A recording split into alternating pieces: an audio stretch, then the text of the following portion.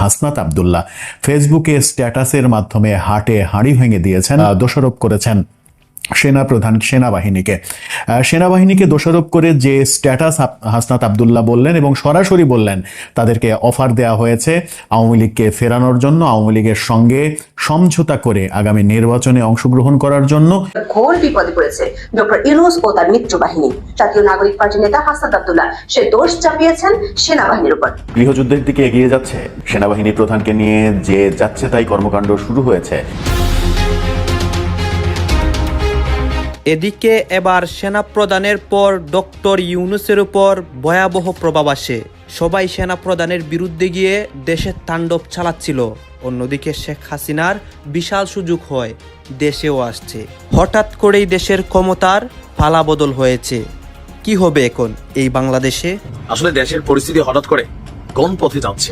পিনাকিদা বরাবরই বলছিলেন যে সেনাপ্রধান জেনারেল ওয়াকারের ছাড় দিবেন না। তালিকা দ্বিতীয় কিন্তু আছেন তিনি। আবার ডক্টর মোহাম্মদ ইউনূসের বক্তব্যের তীব্র নিন্দা জানিয়েছেন। আওয়ামী লীগকে পুনর্বাসন করতে রিফাইন্ড আওয়ামী লীগ গঠনের ষড়যন্ত্র চলছে। এই বিষয়ে সমঝোতার জন্য ছাত্র নেতাদের উপর চাপ দেওয়া হচ্ছে, এমন অভিযোগ এনে চাঞ্চল্যকর তথ্য দিলেন গণ অভ্যুত্থানের অন্যতম সংগঠক হাসনাত আব্দুল্লাহ।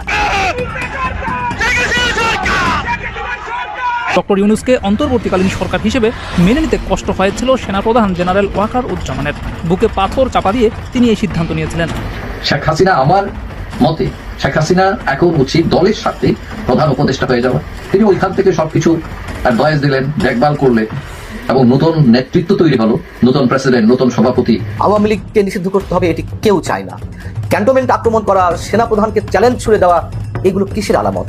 আসিফ মাহমুদ কিভাবে ডক্টর মোহাম্মদ ইউনূস এবং সেনাপ্রধানকে মুখোমুখি দাঁড় করিয়ে দিচ্ছেন স্পষ্টভাবে। সামনে আপনার আওয়ামী লীগ, তারপর হচ্ছে ছাত্রদল আছে না বিএনপির, এবং আছে না বিএনপি, আপনার কাঁধে কাঁধ মিলিয়ে মনে করেন রাজপথে নামবে। কেমন হাসনাত সার্জিস পারলে একটা দাড়ি না একটা চুল তাই না পারলে চিরা দেখায়।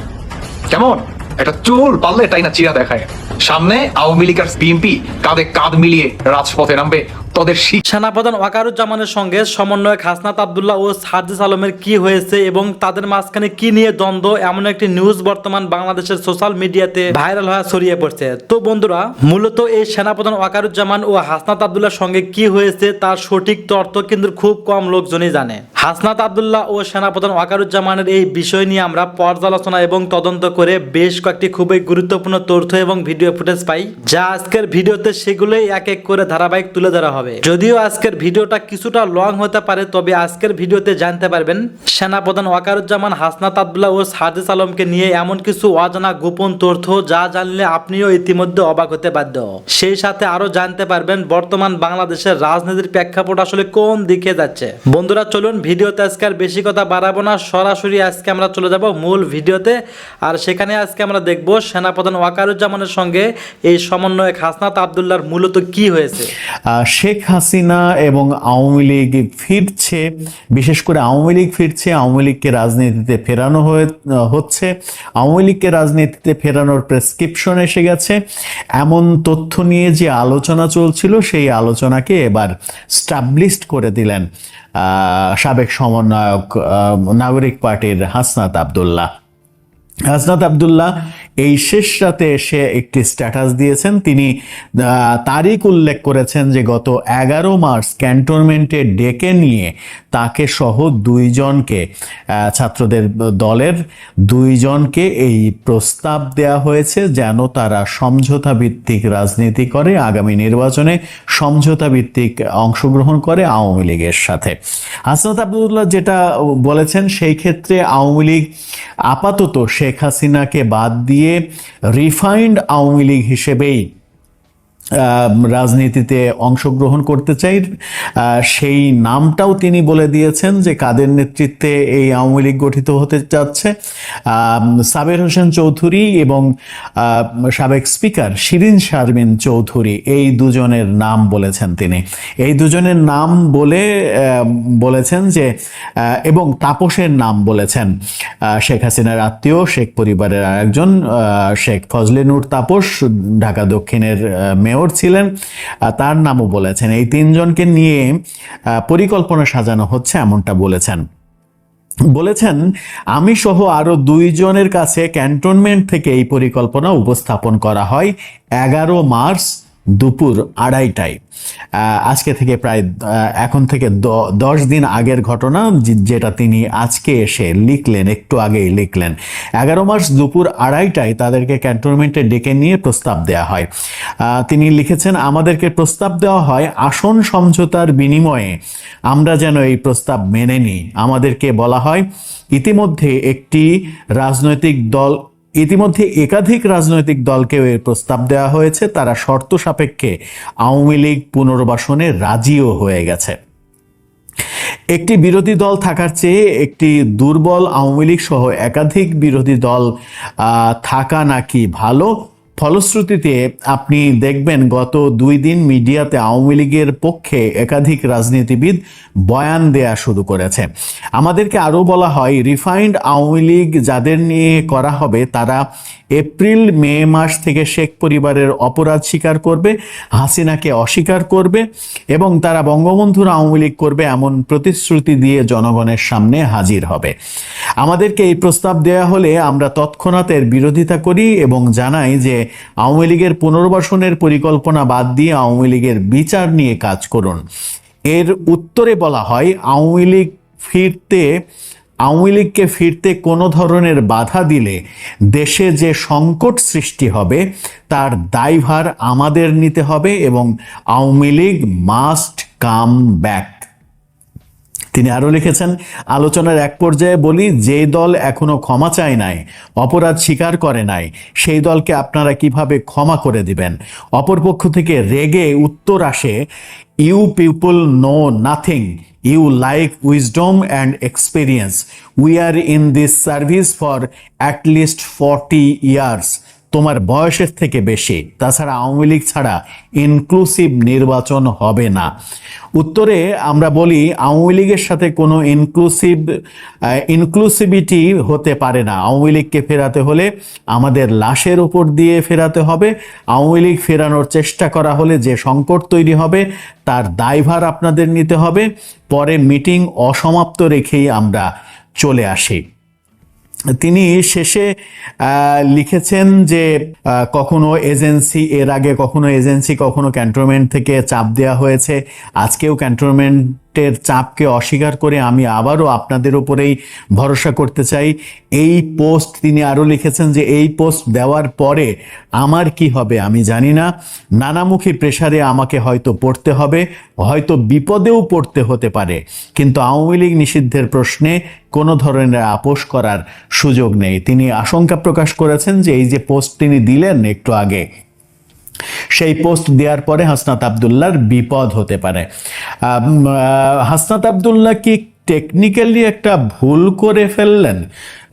তিনি এই মুহূর্তে সেনাবাহিনীকে মুখোমুখি দাঁড় করিয়ে তাদের রাজনৈতিক ভবিষ্যৎ কি একেবারে অনিশ্চিত করে ফেললেন? কারণ এই সেনাবাহিনীর বিপক্ষে এই ধরনের পোস্ট হয়তো সেনাবাহিনীর 2-4 জন তার সঙ্গে কথা বলেছে, যারা কথা বলেছে তাদের মধ্যে সেনাবাহিনীর 2-4 জন হয়তো ছিলেন, কিন্তু সরাসরি গোটা সেনাবাহিনীকে বিতর্কিত করা, এতে যদি সমস্ত সেনা সদস্যরা ক্ষেপে যায় তাতে করে এই যে নাগরিক পার্টি এদের ভবিষ্যৎ অন্ধকারের দিকেও চলে যেতে পারে বলে পর্যবেক্ষকরা কিন্তু বিশ্লেষণ করছেন। এর একটা জ্বলন্ত প্রমাণ আমরা দিতে পারি যে এই স্ট্যাটাস যখন হাসনাত আব্দুল্লাহ রাত 2টার দিকে দিচ্ছেন, তা সেই রাতেই বরিশালে তার দলের যিনি আহ্বায়ক নাহিদ ইসলাম তিনি কিন্তু লাঞ্ছিত হয়েছেন। বরিশাল সফরে গিয়ে তিনি তার সহকর্মীদের দ্বারা লাঞ্ছিত হয়েছেন, তাকে ভুয়া ভুয়া স্লোগান দিতে দেখা গেছে তার বিরুদ্ধে। তার অপসারণ দাবি করা হয়েছে, তার পদত্যাগ দাবি করা হয়েছে এবং নাহিদের পরবর্তী যে মিটিং ছিল ঝালকাঠিতে, সেই ঝালকাঠির মিটিংও শোনা যাচ্ছে তিনি বাতিল করেছেন, বাতিল করে হয়তো ঢাকায় ফিরে আসছেন। অর্থাৎ নিজেদের মধ্যে, ঢাকার বাইরে নিজেদের মধ্যে যখন নিজেদের অস্তিত্ব নিয়েই এখনো সংকটের মধ্যে তারা রয়েছে, নিজেদের মধ্যে প্রচুর বিভাজন রয়েছে, ঢাকাতেও আমরা দেখছি একাধিক দলের জন্ম হচ্ছে, তাদের নিজেদের মধ্যে ঐক্যের অভাব রয়েছে। ঠিক সেই সময়ে তিনি যে সেনাবাহিনীকে প্রতিপক্ষ বানিয়ে দিলেন এবং সেনাবাহিনীকে প্রতিপক্ষ বানানোর ফলে তাদের রাজনৈতিক অবস্থা কোন দিকে যাবে সেটা একটা বড় প্রসঙ্গ। যে তিনি নিজেই যেটা লিখেছেন যে এই পোস্ট দেওয়ার পরে আমার কি হবে, আমার কোন বিপদ হবে আমি জানি না। আমার মনে হয় যে টেকনিক্যালি একটু ভুল করে ফেললেন সেনাবাহিনীকে প্রতিপক্ষ বানিয়ে।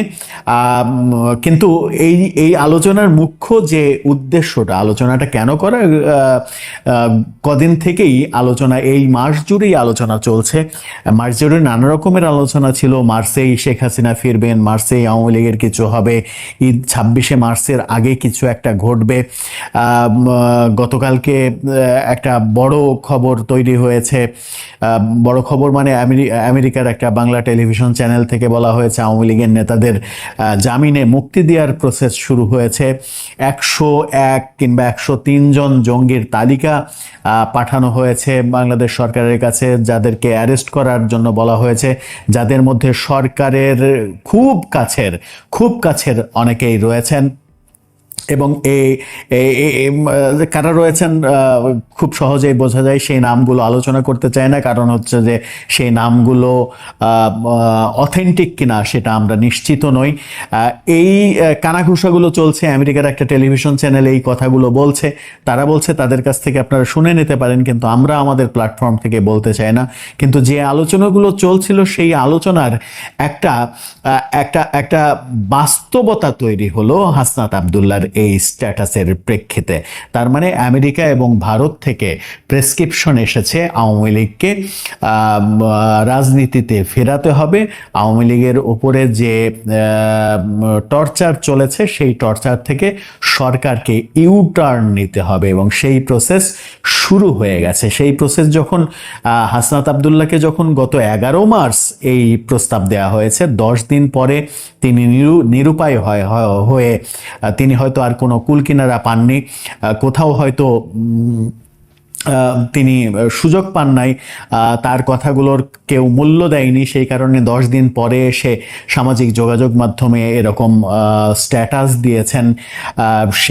সেই স্ট্যাটাস ইতিমধ্যেই ভাইরাল হতে শুরু করেছে এবং সেহরির সময় সেই স্ট্যাটাস নিয়ে নতুন করে আলোচনা শুরু হবে। আপনারাও যখন সেহরির সময় এই ভিডিওটি দেখছেন তখন নিশ্চয়ই অবাক হবেন যে আওয়ামী লীগ, শেখ হাসিনা, আওয়ামী লীগের ফিরে আসা, শেখ হাসিনার ফিরে আসা নিয়ে নানা রকমের খবর যে ভারত থেকে আসছিল, তুলসী গাবার্ডের মন্তব্য, আমেরিকা থেকে নানা তথ্য আসছিল, সেগুলো বোধহয় এখন সত্যে পরিণত হতে যাচ্ছে। তাহলে কি আওয়ামী লীগ ফিরছে, আওয়ামী লীগ রাজনীতি ফিরছে, আর আওয়ামী লীগের নেতৃত্ব কি সত্যিই সাবের হোসেন চৌধুরী এবং শিরিন শারমিন চৌধুরীর হাতে ন্যস্ত হচ্ছে? আওয়ামী লীগের নতুন নেতৃত্ব তাদের হাতে দিয়েই শেখ হাসিনা আওয়ামী লীগকে ফেরাতে চাইছেন? দর্শক, আপনার কি মনে হয়? আপনার মন্তব্য জানিয়ে লিখতে পারেন। এই মুহূর্তে শেখ হাসিনা কোথায় অবস্থান করছে তোমরা কেউ পারবে না বলে দিতে। তিনি পালিয়ে বেড়াচ্ছে, তোমার নেত্রী নেই, পার্শ্ববর্তী দেশে নেই, তিনি এখন কোথায় কোন জায়গায় লুকিয়ে আছে সেটাই তোমাদের দায়িত্ব, তোমরা খুঁজে বের করো। আওয়ামী লীগের কোনো বাচ্চারা থাকলে জবাব হাজির করো। আমি শেখ হাসিনার ভিডিও ফেস দেখতে চাই, ফেস দিয়ে পারলে আমার চ্যালেঞ্জ গ্রহণ করো যে শেখ হাসিনা এখন নরেন্দ্র মোদীর বিল্ডিংয়ে আছে নাকি গুপ্ত কোনো জায়গায় পালিয়ে বেড়াচ্ছে। পারবে না তোমরা, নাই তোমার নেত্রী, তোমার মা হারিয়ে গিয়েছে, চিরদিনের জন্য হারিয়ে গিয়েছে, আর কোনোদিন তোমার মা মাথা উঁচু করে দাঁড়াতে পারবে না। সেই অবস্থান নিশ্চিত করা যাচ্ছে না।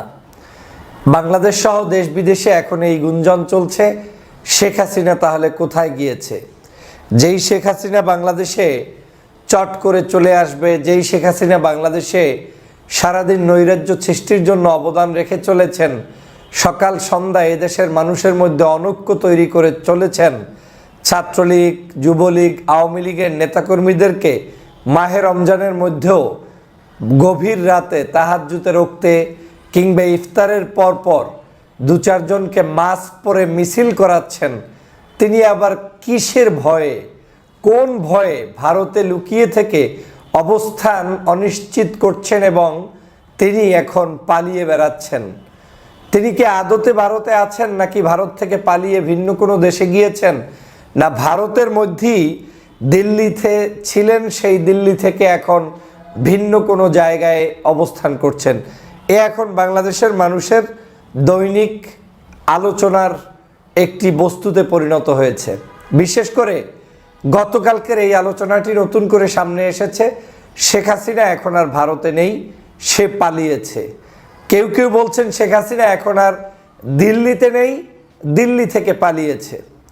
পালানো যার স্বভাব, যে জন্মগতভাবেই পালানো পছন্দ করে, কখনো বোরকা পরে পালায়, কখনো বোরকা পরে প্রবেশ করে, কখনো আবার এই বাংলাদেশ থেকে নিজে হেলিকপ্টারে পালিয়ে যায়, আবার এখন তিনি পার্শ্ববর্তী দেশ যেখানে নিরাপদ নিজেকে মনে করেছেন, যেখানে বসে ষড়যন্ত্রের সকল বীজ বপন করে চলেছেন, তিনি সেখান থেকেও পালিয়ে যাচ্ছেন, পালিয়ে বেড়াচ্ছেন। তার মৃত্যুর আগ পর্যন্ত কি পালানোটাই তার জীবনের একটি সর্বশেষ ইচ্ছা হিসাবে পূরণ করবেন মহান রব? আমার কাছে সেটাই এখন প্রশ্নবিদ্ধ হচ্ছে। আমরা এও শুনেছি দিল্লি থেকে পালিয়ে কলকাতায় এসেছেন এবং কলকাতার 2টি জায়গায় নাকি তাকে এখন পর্যন্ত শনাক্ত করা গিয়েছে, সেটা হচ্ছে সল্ট লেক আর নিউ টাউন এলাকা। আবার আমরা বিভিন্ন টিভি চ্যানেল এবং বিভিন্ন জায়গার রিপোর্টে দেখেছি তিনি ভারত থেকেই পালিয়ে ভিন্ন কোনো একটি দেশে ইতিমধ্যে চলে গিয়েছেন।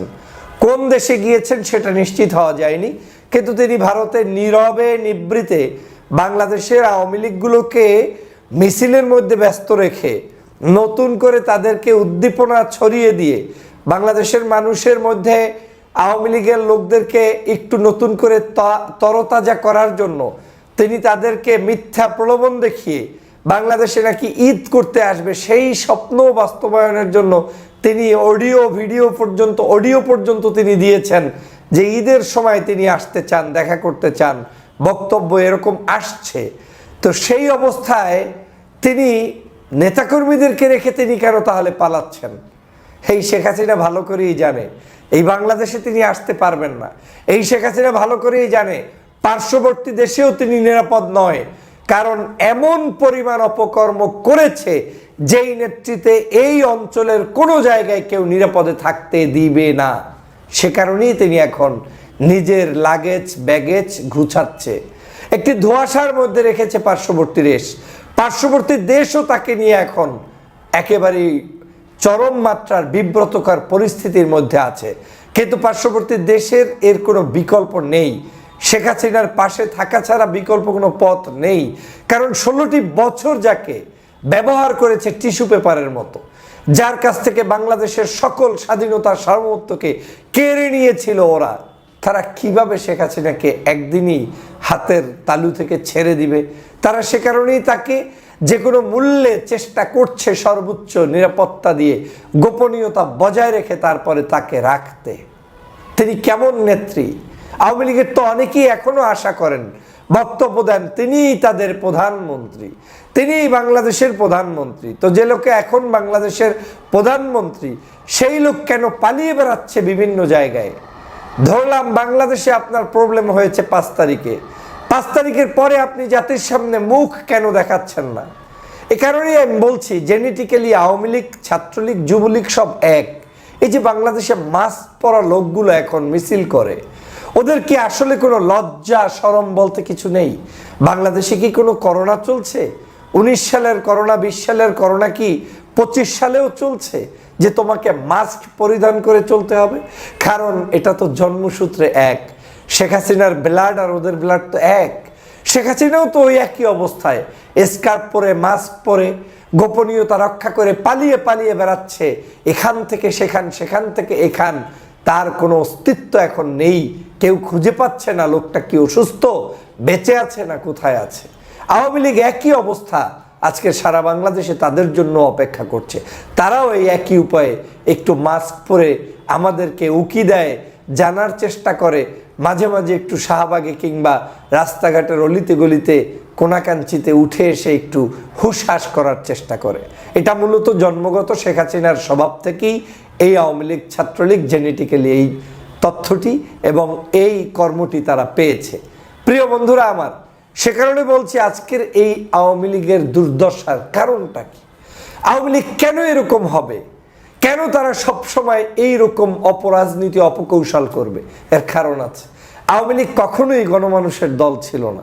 শেখ হাসিনা শেখ পরিবার কখনোই জনমানুষের কল্যাণে কাজ করতে পারেনি। তারা সবসময় ওরকম গোপন আতাত, গোপন ষড়যন্ত্র, মানুষের পিছনে পিছনে কাজ করা তারা পছন্দ করত। তারা পালিয়ে বেড়ানো, এটা একটা তাদের স্বভাব।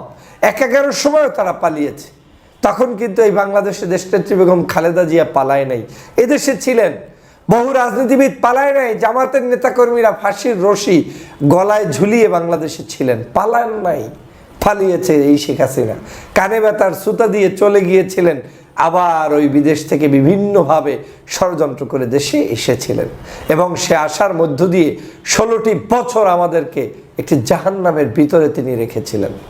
আজ শেখ হাসিনার মৃত্যুর আগে এই পালানো ছাড়া আর কোনো অবস্থান আপনার কাছে থাকবে না, আমি ক্লিয়ার বলতে পারি।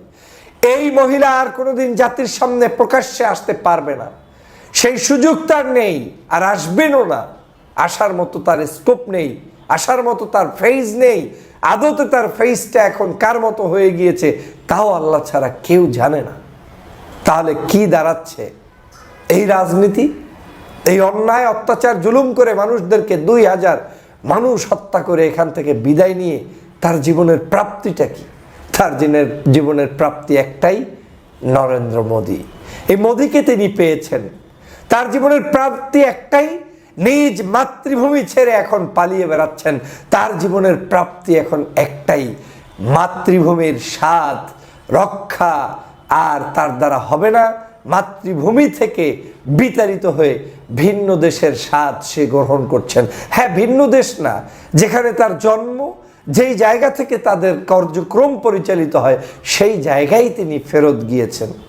কিন্তু আজকে দুঃখ লাগছে, সেই জায়গাটাও তিনি শেষ পর্যন্ত থাকতে পারবেন না।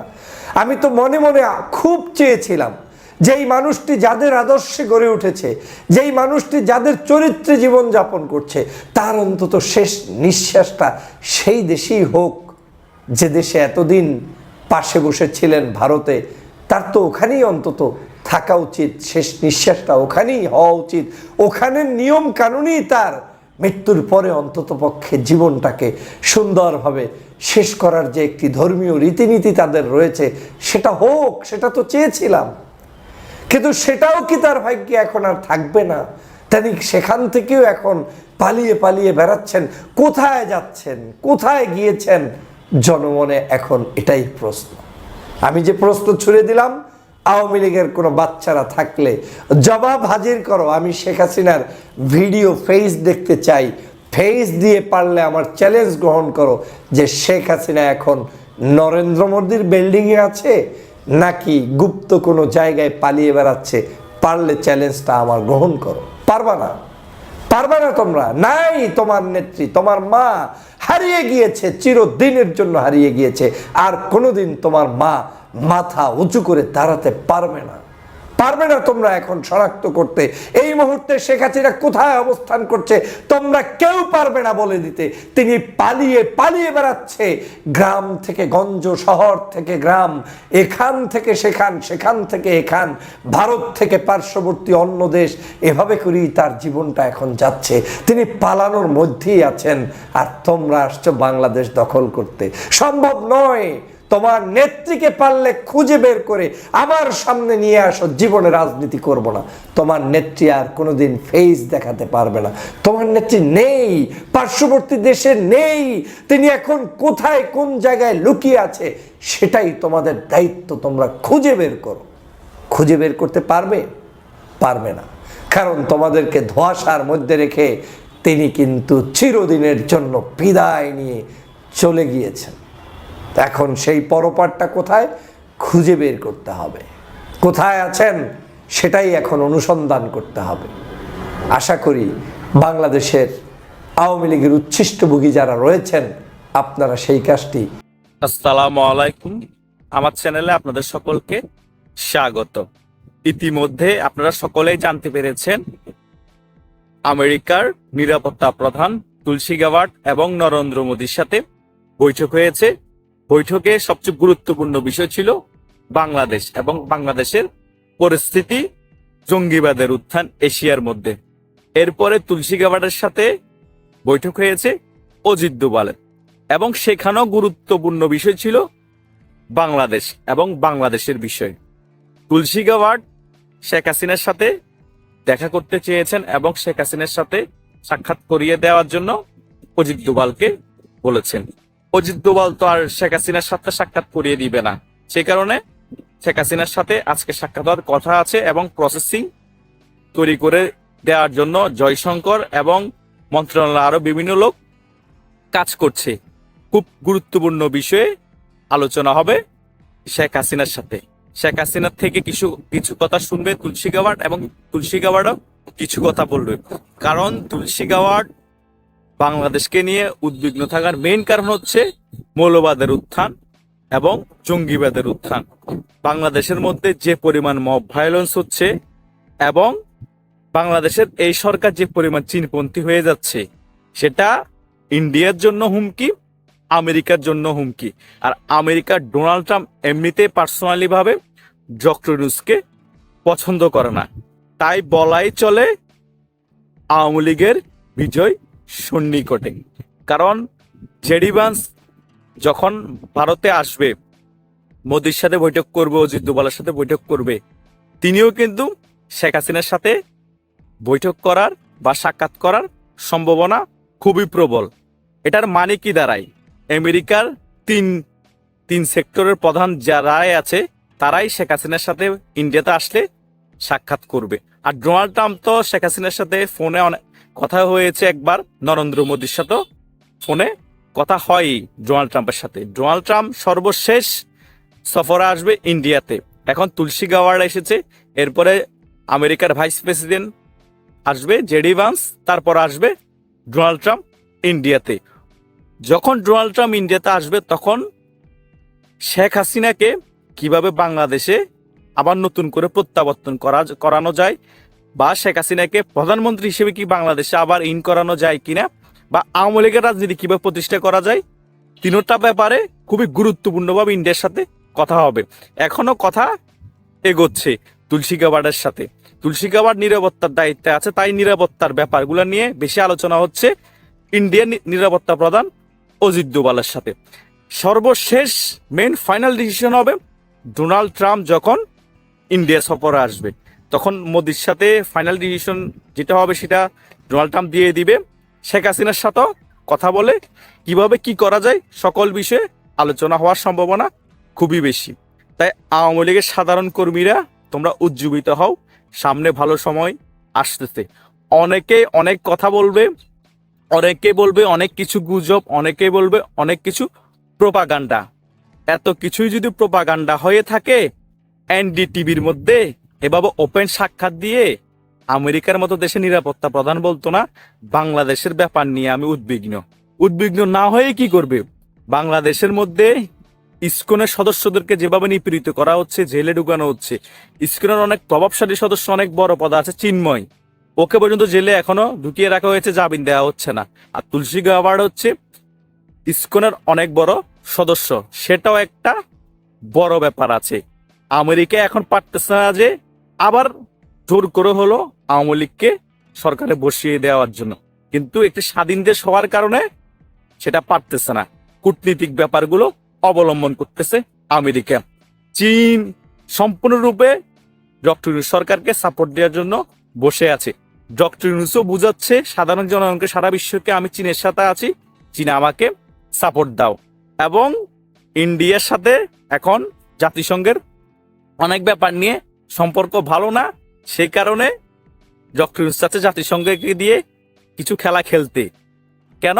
জাতিসংঘ অনেক রাষ্ট্রকে নিয়ে গঠিত, কিন্তু ডক্টর ইউনূস ভুলে গিয়েছে জাতিসংঘের 28% ফান্ডিং, যে টাকাটা ফান্ডিং করা হয় তার মধ্যে 28% টাকাটা দেয় আমেরিকা, আর 12% টাকা দেয় ইন্ডিয়া। এই 40% টাকা দেয়া যদি বন্ধ হয়ে যায় জাতিসংঘ উড়ে যাবে গা। জাতিসংঘ আমেরিকার বাইরে যাওয়ার কোনো অপশন নাই। জাতিসংঘ থেকে যদি আমেরিকা আর ইন্ডিয়া বাইরে হয়ে যায় তাহলে জাতিসংঘের কি অবস্থা হবে? তাই জাতিসংঘ নিয়ে এত ফালানোর কিছু নাই। জাতিসংঘের মহাসচিব অ্যান্টনি গুতেরেস 2018 সালেও কিন্তু শেখ হাসিনার সাথে সাক্ষাৎ করার জন্য এসেছিল। ডক্টর ইউনূসের সাথেও সরকার প্রধান এখন সাক্ষাৎ করতে এসেছে। এখানে এত উৎসাহরও কিছু নাই। কিন্তু সবচেয়ে দুঃখজনক ব্যাপার হচ্ছে তোমাদের জন্য যে আমেরিকা এখন বাংলাদেশ নিয়ে ডাইরেক্ট কথা বলা শুরু করে দিয়েছে। ডোনাল্ড ট্রাম্প বলতেছে, নিরাপত্তা প্রধান বলতেছে, এবং আমেরিকার ভাইস প্রেসিডেন্টও বলতেছে। তাই তোমাদের এই সরকারে কি পরিস্থিতি হবে সেটা নিয়ে চিন্তা করো।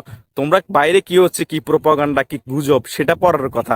আওয়ামী লীগ যে আবার ফিরে আসছে, শেখ হাসিনা যে আবার ফিরে আসছে, আওয়ামী লীগের যে বিজয় সন্নিকটে সেটা 100% কনফার্ম হয়ে গিয়েছে। আর শেখ হাসিনার সাথে আজকে তুলসী গাওয়ারের সাক্ষাতের পর আরো অনেক কিছু ক্লিয়ার হয়ে যাবে। কিন্তু এই সকল সাক্ষাৎ খুব গোপনতার সহিত হয়, এগুলা মিডিয়াতে তেমন কভারেজ পাই না, আর কভারেজ করারও দরকার নাই। যারা আমরা ইউটিউবার আছি এবং যারা বিভিন্ন তথ্য সংগ্রহ করি তাদের কাছে আমাদের সকল খবর চলে আসে। আমরা বিভিন্ন ধরনের তথ্য দিয়ে আপনাদেরকে জানিয়ে দিই। ইন্ডিয়ার অনেক ইউটিউবার আছে, তারাও বিভিন্ন তথ্য দেয়, আমরাও কিছু তথ্য দেওয়ার চেষ্টা করি। ওরা ওদের মতো তথ্য দেয়, আমরা আমাদের মতো তথ্য দেওয়ার চেষ্টা করি। এটা হচ্ছে যে আমাদের কাজ। আপনারা কতটুকু নিবেন, কতটুকু উজ্জীবিত হবেন, কি বিশ্বাস করবেন না, কোনটা গুজব কোনটা সত্য, এটা আপনাদের উপর। কিন্তু আমরা যেটা মুক্তিযুদ্ধের সপক্ষের শক্তির ভালো হবে সেটাই করে যাব। আর যারা মুক্তিযুদ্ধের বিপক্ষের শক্তি তারা অনেক কিছুই বলবে। তাই আওয়ামী লীগের খুব ভালো সময় আসতেছে। আমেরিকা সম্পূর্ণরূপে আওয়ামী লীগের পাশে আছে, ইন্ডিয়া সম্পূর্ণরূপে যে আওয়ামী লীগের পাশে আছে সেটা আবারও প্রমাণিত, আবারও ক্লিয়ার হয়ে গিয়েছে।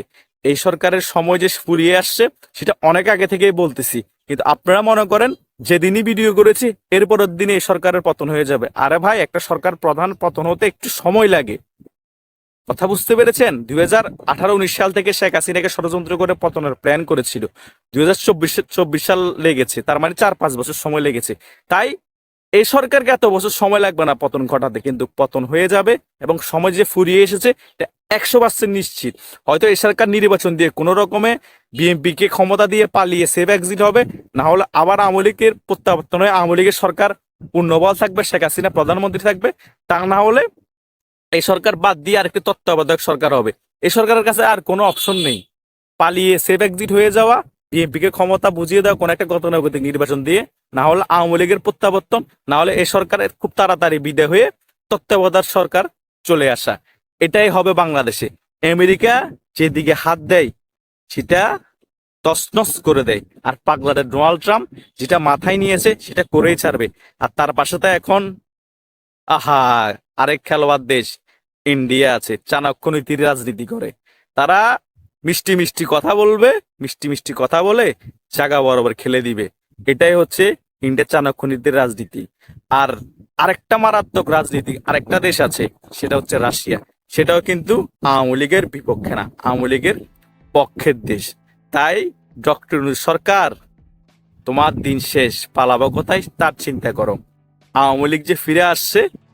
ধন্যবাদ প্রিয় দর্শকবিন্দু, আমাদের ফুল ভিডিওটি দেখার জন্য আপনাকে জানাই অসংখ্য অসংখ্য ধন্যবাদ। তো বন্ধুরা, আজকে যে ভিডিওটি দেখলেন, যে বর্তমান সামাজিক যোগাযোগের মাধ্যমে যে বিষয়টি সব থেকে হাইলাইট এবং ভাইরাল, সেনাপ্রধান ওয়াকারুজ্জামান ও হাসনাত আবদুল্লাহ তাদের মাঝখানে কি হয়েছে এই বিষয় নিয়ে কিন্তু আপনারা ইতিমধ্যে আলাপ এবং আলোচনা শুনতে পেয়েছেন। এবং সেই সমন্বয়ক হাসনাত আবদুল্লাহ এবং সেনাপ্রধান ওয়াকারুজ্জামানকে নিয়ে আপনাদের কি মন্তব্য অবশ্যই কমেন্ট বক্সে কমেন্ট করতে ভুলবেন না। আর হ্যাঁ, এমন নিত্য নতুন আপডেট খবর সবার আগে পেতে চাইলে এখনই আমাদের এই পিচ্চি সাকিব ইউটিউব চ্যানেলটি সাবস্ক্রাইব করুন। ধন্যবাদ।